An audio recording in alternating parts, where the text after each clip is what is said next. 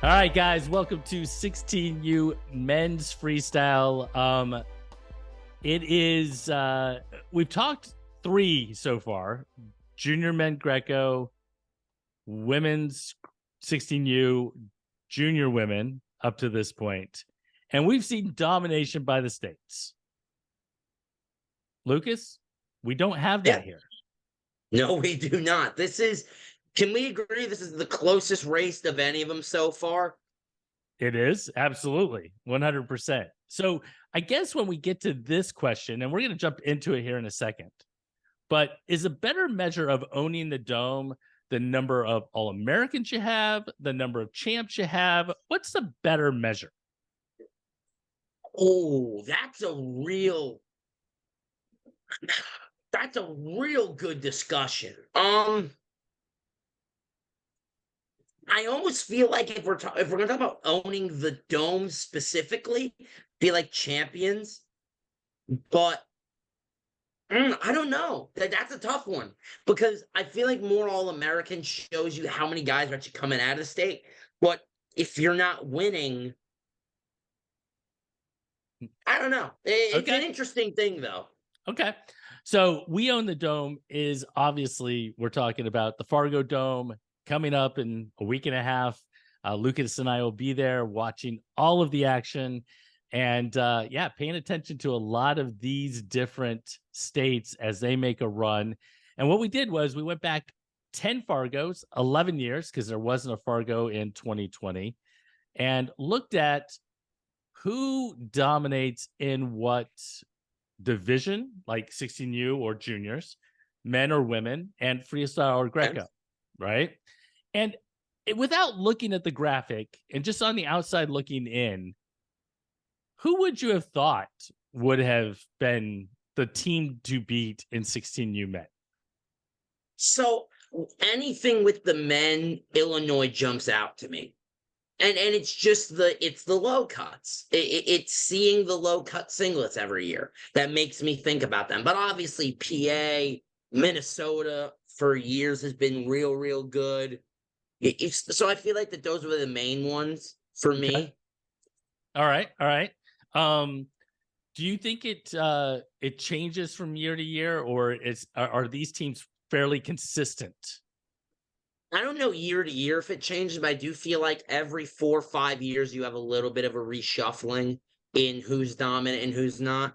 I mean, just look at states like in the Southeast, Georgia, Florida, Tennessee, that as we develop, we see that we get more and more better runs in this kind of an event. So I don't know if I necessarily say, it's year to year it changes, but over a period of time, I feel like we kind of go through eras for sure. So historically, we're talking about the last 10 years, 10 Fargos, 11 years, because that's the last time we changed weight classes. So we could go way back in time, but we only went back to 2012 to talk about this group. And we pretty much got all of our information from the Fargo Almanac, Jason Bryant's Fargo Almanac. It is a ton of information.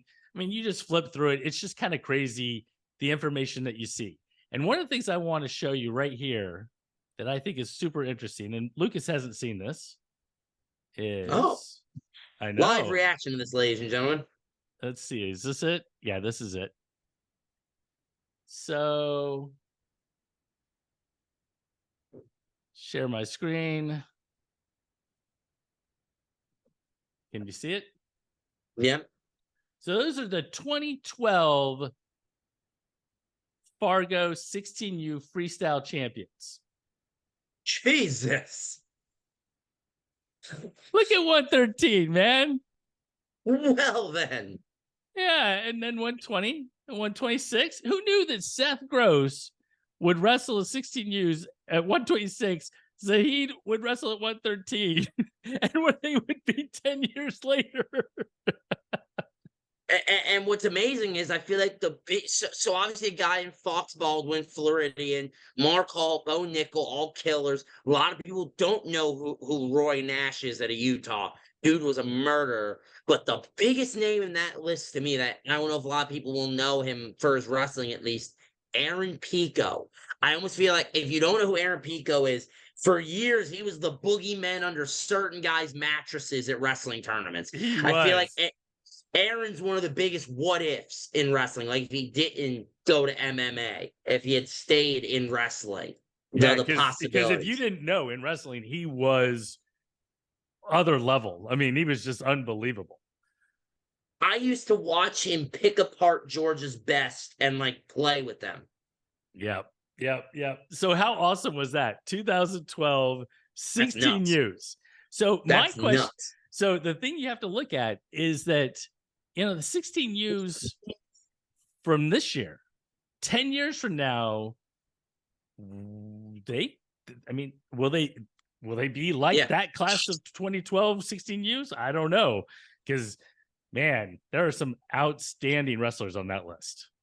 I mean, what? There was like 9 NCAA titles I counted on that list. Yeah, there were a lot. And Pico didn't even wrestle Oh my in the God, yeah. NCAAs. All right. So let's jump back to the actual race of We Own the Dome, where we see Team Illinois with 135, Pennsylvania with 134. I don't know if you see it. Yeah, you probably saw it on your thing. 15 national champs, 11 national champs. It is neck and neck between these two. Oh, I mean, this is the closest race we've seen to this point, and I'm imagining the rest of the way that we'll see. Two states that are known for their wrestling prowess, and it's almost like, in an odd way, you got the dichotomy of folk style and freestyle. Illinois is known for having fantastic Fargo teams, whereas when it comes to folk style wrestling in America, it's Pennsylvania. So it's really interesting how you have the two arguably most dominant powers when it comes to the summer styles in freestyle and Greco and folk style with Pennsylvania. So it's real fascinating to see them this neck and neck. Yeah, yeah. So after 10 years, would you expect it to be that close? No, I would have thought Illinois would have had more of a lead. Okay. So as we look through the top 10, Ohio, Minnesota, Jersey, who you were lamenting about not being in Greco, but number 5 in freestyle. Yeah, a little better, a little higher up for sure. Iowa, California, Wisconsin, Missouri. That's a pretty good list. I will say I was expecting Iowa to be a bit higher. I would have expected them to be in the range that Ohio is at 100 medalists. Ohio, the only other team in the country with 100 medalists at 104. Not too far behind PA and Illinois, but a gap there for sure. Right. Right. Yeah, I would have imagined Iowa be in the kind of range Jersey is 70 to 85 in that hunt with Minnesota, where realistically you kind of have a gap between Jersey and Iowa that I wouldn't have expected. All right. So out of all these teams, which of them, or all these states, which of them had the most champs last year in 16U men? Last year, 16U. Wow, he doesn't know. It's good. I love it when I stump him. I'm trying to think because it wouldn't have been Wisconsin. How many did PA have? 2, right? 1. They had 1. How many did Illinois have? 1 or 2, because I 1. Ben Davino. Was it Minnesota? Nope. It was Ohio. Oh, okay. With 3. Blaze, Miller, and Aaron Reese, who beat Jacob Levy from Georgia in the finals of heavyweight. I forgot for some reason I thought he wrestled a kid from Minnesota in the finals. Okay. Makes sense. Yeah, so that's again, that's the reason I asked you, owning the Dome, going back to champs versus All-Americans. Illinois, Pennsylvania might have put more on the podium, although they didn't last year. We'll get to that in a second. But champs is a good measure, don't you think? You know what I would love to do? And this is a project for you and I, maybe we start it this year. I've always loved in the sport of racing, specifically F1, where the way they do their points is if you finish in F1, if you finish first, you get 25 points. Second, you get 18, third, so on and so forth. I would love to make some kind of scoring system. Like maybe 8 for first, 1 for eighth, 8, 7, all the way down. and track it. Just because I'm fascinated by that kind of stuff, where you could put a metric on it to really, because I feel like that's almost a bit more of a better maybe metric give just than just the place or the number, because maybe the you give counts. 10 points for first, give them a little bit of a bonus, go 10, 7, 6, 5, 4, 3, 2, 1. Maybe that might be something I take off your hands, Jason. I'll take care of that. All So right. don't worry Well, about it, bud. math, you know. Actually, yeah, good point. Actually, the more I thought about that, no, wait a minute. Oh no, I can make it a formula on Excel. Actually, I can make it into a formula. We'll figure it out. But all right. So I'm going to show you the last 10 Fargos by those top states. now this I'm intrigued by. So it is a mess, right? But if you look at the Yeah, numbers, what do you notice about Illinois? they have fallen off to an extent. Like, don't mean to be rude to Tony Ramos and the Illinois crew, but I mean, fallen into last place of the top 8 or top 7 for that matter. Other points of note for me, take a look at California. No Jumped up doubt. 9 medalists in 1 year. And again, you want to talk about teams getting consistent. Look at Ohio now. This is 5 years in a row with double-digit medalists after 16 and 15, only having 9 and 7. And then Minnesota, same type of thing, had, a lot of years of single-digit medalists. This is 2 years in a row now. Or sorry, this would have been 2 years, 2022. They didn't, but it's Yeah. intriguing some of the trends we're noticing. Isn't that it? Yeah. So I just showed you that one. Now let's take a look at this, because this is the Southeast. Oh, I was gonna say this is the Southeast. And Interesting, actually. Interesting. yeah. Not what I would have guessed, actually, to some extent. So what would you have guessed? I would have thought Georgia and Florida would have had a few more. Like, I would have thought the numbers would have been higher. And I would have thought Tennessee would have kept the gap a little closer. Yeah. Yeah. Well, I will say, I mean, so Florida has been very consistent since 2019. Mhm. 5, 5, 5, 5. right? Whereas Georgia spikes and then goes way down compared to where they were. When we get to junior men's freestyle, does that 2019 crew that became juniors, do we see a similar spike? That's a great question. That's a great Put question. a pin in it, ladies and gentlemen. Put a pin in it. We'll come back to it. Come back to that discussion. All right. So thinking about those 2019 Georgians, right, who placed in 16Us. Oh God. There were a few that did pretty damn well in juniors, so. Right? I'm trying to think of who that would have been. You're trying to think of who that would have been. All right. So you know what? I did that off the top of my head. 2019, that would have been So that would have been going in, that would have been my junior year. 16U men's freestyle, right? So that's what, like RJ Weston in the crew?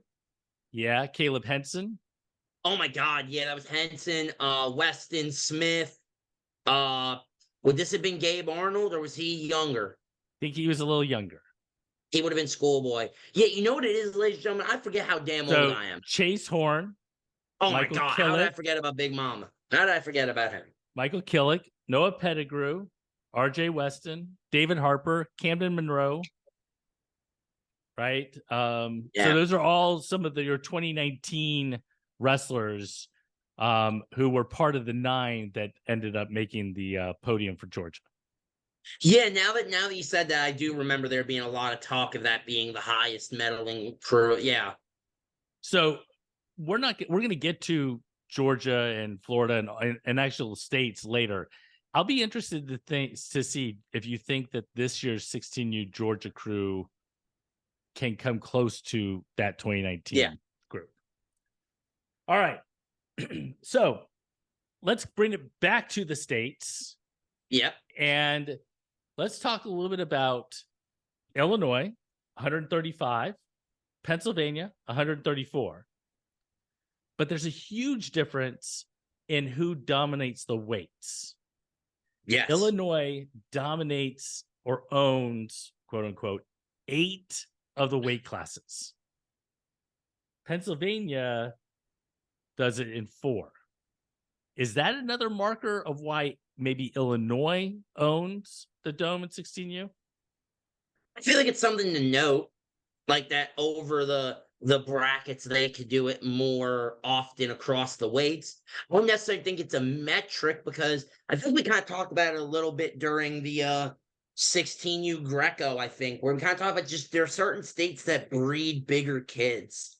Like it's just like I'll tell you this, California and the states out west, they typically are smaller and dominate in the smaller weight classes. Whereas higher up down the placard, you'll see a lot of guys in that Tornado Alley, Dakotas, Iowa, Wisconsin, Nebraska, like that kind of vicinity, Missouri, Oklahoma. So I just feel like it's something to note, but I don't know if it necessarily is a metric to judge by. All right. So let's go to 138, where Pennsylvania and New Jersey share the most. They each have 10 Yep. All-Americans. Jersey is the only one of the two that has a champ. And I can't say it. Was it Travis Mastro Giovanni? Is that how you say it? Travis Master Giovanni. I wrestled Right. him and his brother a couple of times each. All right. Both wrestle at Oklahoma State. Runners up from New Jersey, Shane Griffith and David McFadden. I always forget McFadden's a New Jersey kid. Oh my. I always forget that. I always view him just as a VTech guy. Pennsylvania has 4 runners up, and Patrick Dugan, Sammy Sasso, Tyler Kasich, and Vince Bozakis. So Jersey or Pennsylvania own 138? Don't ask me, I'm a homer. Jersey. Don't ask me because I'm gonna be. But no, in all seriousness, I mean, that's just kind of one of those weights where Jersey's always produced hammers. I mean, you look at even the folk style side of things, guys that come out of Jersey at 138. That's really one of Jersey's hot spots where you get a lot of Anthony Ashnault was a 138er in high school. So I mean, yeah, well, 32 and 38, but the same difference. Well, actually, he wrestled Joey Dance at 126 pounds at Super 32, but that's neither here nor there. What, the greatest Super 32 bracket ever? We could get to that. That would be a good conversation. Bro, the one that had Dance, him, Rossi Bruno. Nah, 126 that year. I want to say 2000 would have been 12. Maybe. I don't know. It fits the timeline. Yeah, ish. Yeah. Yeah, 2012. Yeah, he would have been a senior. Okay. Yeah, I want to say 2012. Yeah, no, because Rossi Bruno went to Michigan the next year and then went to 7 different colleges. But no, he didn't go. Didn't he stay at Michigan for a long time? I thought he transferred like 4 times. I'm thinking of Jason Schertz's, who went to like Northwestern, then Nebraska, Indiana, then Arizona State. Yeah. Okay. My bad. It wasn't Rossi. Rossi was at Michigan. No disrespect to Rossi Bruno, might I add. No disrespect there, good sir. You are a hammer. So don't take that the wrong way. I'm going on my 3rd university, so let's not lie here. And 3rd different division. Telling you, Huntington or like Northern Michigan or one of the SUNY schools, D3. Let's do it. There you go. D3 in another 2 years, and we'll be good. Oh my gosh, Jesus! All right, so Illinois, Pennsylvania, other states that own a 16U weight class: Jersey, Ohio, Minnesota, and one more.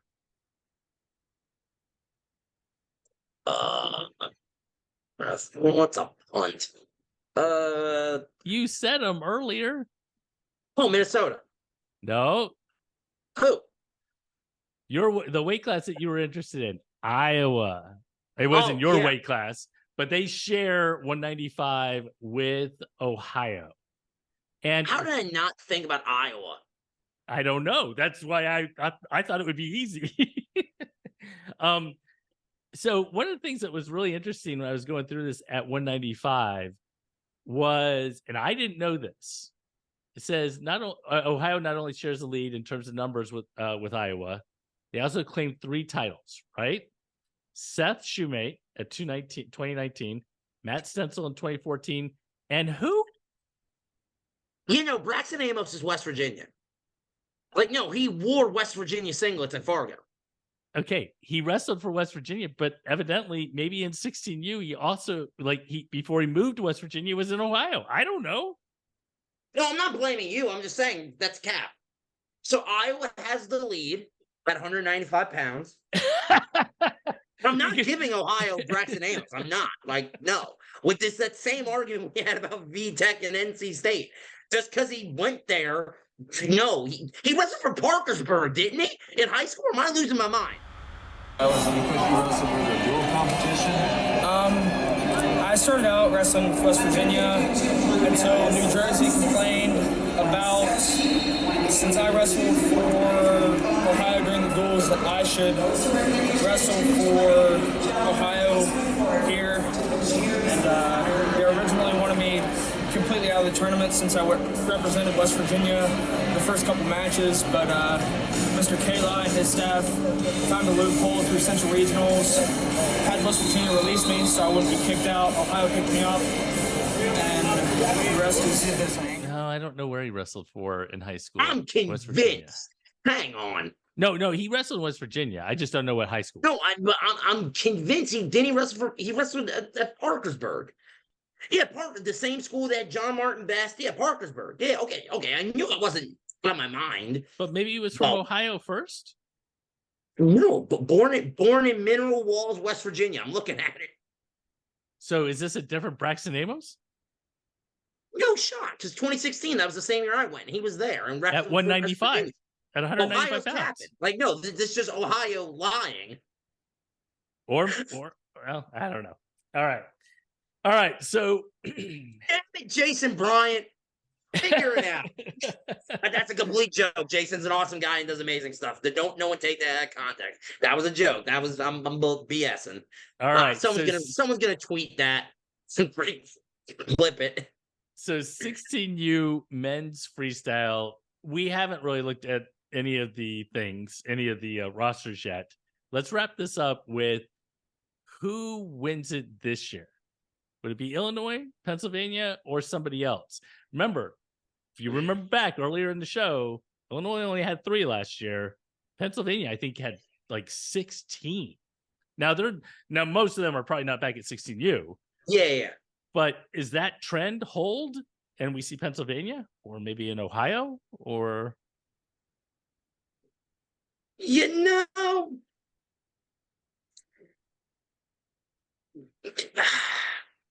Damn, I'm thinking because 16U duels, I would imagine would be a real good tell. It would be a real good tell. And PA beat Iowa in the finals, correct? Or Iowa. I think Iowa won. No, hang on. Iowa won in one of them in both styles, and PA beat somebody else, right? So PA and Iowa were in the finals. With that being said, I'm going with the Buckeye State. Really? The trend looks good for Ohio, and to boot, you look at some of their younger high schoolers that have done well at tournaments like Super 32. Duels, they had a couple guys on the all-tournament team that knocked some big wins. I feel like all their guns go to Fargo. Give me Ohio to come in first. Give me Iowa and PA to split third and fourth. And I feel like of the Southeast, I'm going to take Florida in 16U to have the most medalists. All right. I think of the Southeast, I think they look most primed in 16U to have the most. Okay. You're probably going to hear back from Gabe Swan, who's going to tell you no. Oh, I'm getting a phone call in an hour after this goes up. Hello? I know it's going to happen. Watch it. All right. So that is. He's going to write another sign about me. Do you believe us now? Yeah, that's what's going to happen. And when it happens, I'm going to fight someone. So I thought it was him and Colton Hoffman that decided to do that. I figured it out finally. They told me when I went down there. They gave up the 2 kids. So, all right, Lucas. I will see you tomorrow as we do another show for the series. All right, man. Take care. Awesome. Yes, sir.